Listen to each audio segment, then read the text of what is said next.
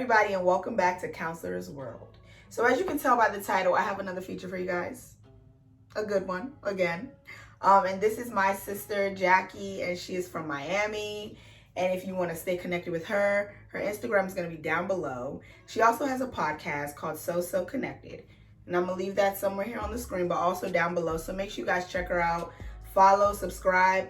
And if you are ready to hear her responses to my questions, stay tuned. And I'll see you guys in the next video. Bye. Hi, I'm Jacqueline Ikem, and I'm from Miami, and I am currently a substitute teacher. So I'm not really like teacher bae, I'm more like hashtag sub bae. Honestly, I feel like when you think about substitutes, you think of like a really temporary situation, like literally you're just covering a class. But I teach private and charter schools, so it's more of an extended situation. I could be taking over a class that has a teacher that's left on maternity leave, or even one situation I had a teacher who she was out for a foot surgery, so I literally, every time I came to the class, they were like, "Oh, you're back," and I'm like, but I would say the most fulfilling part about the role has been just getting to know the different personalities, and it prepared me for the beginning of a journey with having more children around me. As my sister, she just had a baby recently, so I went from not dealing with children at all, not ever holding a baby, changing a diaper, to being responsible for them. And it's such a beautiful thing because they look up to you, and you know, they want to learn from you. They want to understand how the world works with kind of like with through your eyes. So it's really a beautiful thing getting to know these little kids and being responsible for them. It's beautiful. One wish I guess I would say I have for the future, or for the sake of education, the future of education is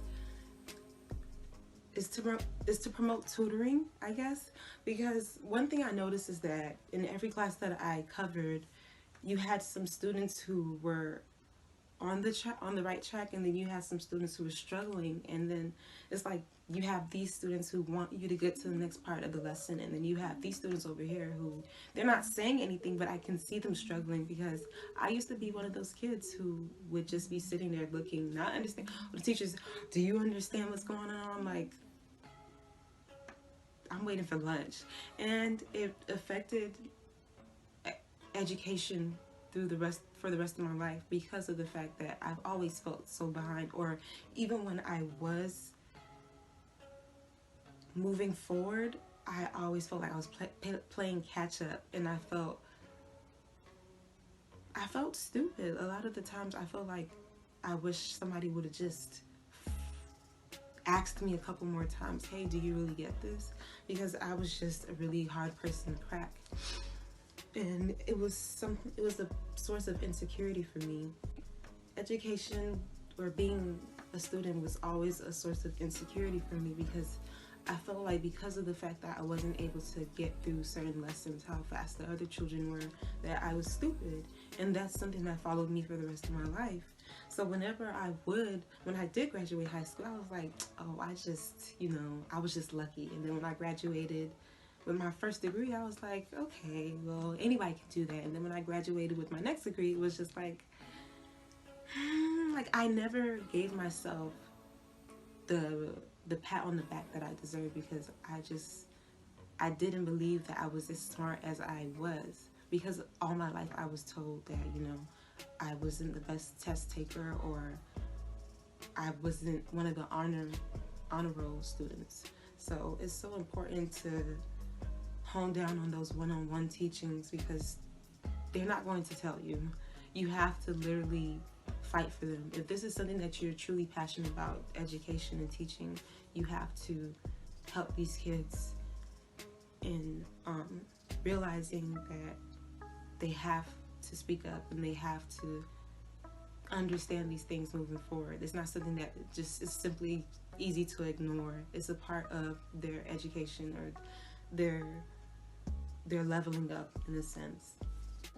even though teaching isn't necessarily like my path and something that I see for my future, I really do respect teachers a lot, especially those who go out of their way to make sure that, you know, their students are doing okay mentally and in different areas of their life, not just, you know, they're here today and then they're gone tomorrow.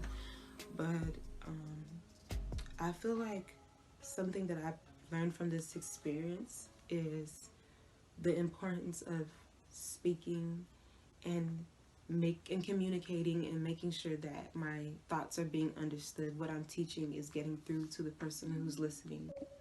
But I will say that my experience with education has prepared me in so many different ways, and I feel like it's so important to understand material and be able to think critically and being able to interpret and understand that every subject has an importance.